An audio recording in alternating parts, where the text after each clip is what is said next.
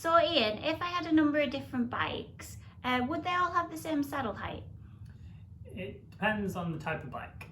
So if you're riding on a road bike for both bikes, for example, then I would say yes, that try to set the saddle position as similar as possible between the two models so that you have a replicable movement pattern between the two bikes.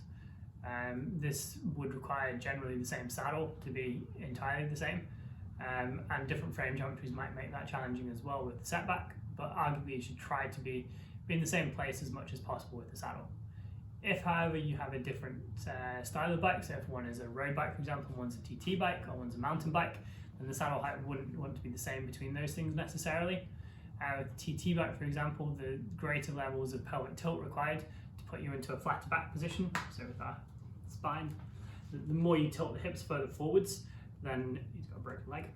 The more you tilt the hips further forwards, then the top of the femur is going to come a bit higher, as are the origin points of the hamstring. So if you go into this kind of more aggressive area position with the pelvis, then the saddle height may need to adjust accordingly.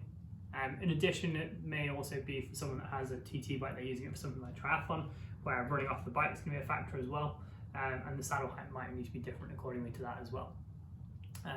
Conversely, for a mountain bike, the pelvis will be on a more posterior tilt, but you need to keep generally a looser knee through the bottom of the pelvis straight to prevent overextension of hitting an obstacle at the wrong time on a mountain bike.